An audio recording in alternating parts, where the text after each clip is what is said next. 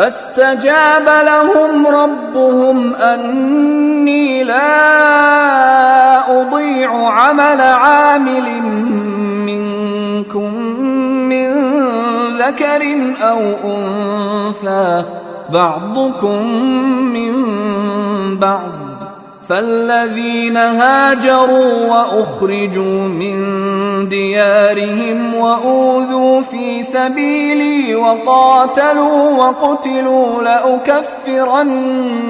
عنهم سيئاتهم ولأدخلنهم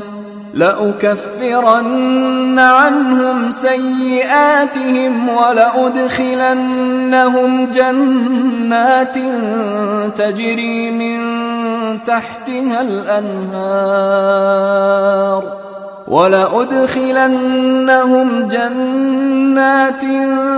تجري من تحتها الأنهار ثوابا من عند الله واللہ عنده حسن الثواب۔ چنانچہ ان کے پروردگار نے ان کی دعا قبول کی اور کہا کہ میں تم میں سے کسی کا عمل ضائع نہیں کروں گا، خواہ وہ مرد ہو یا عورت، تم سب آپس میں ایک جیسے ہو۔ لہذا جن لوگوں نے ہجرت کی اور انہیں ان کے گھروں سے نکالا گیا اور میرے راستے میں تکلیفیں دی گئیں، اور جنہوں نے دین کی خاطر لڑائی لڑی اور قتل ہوئے،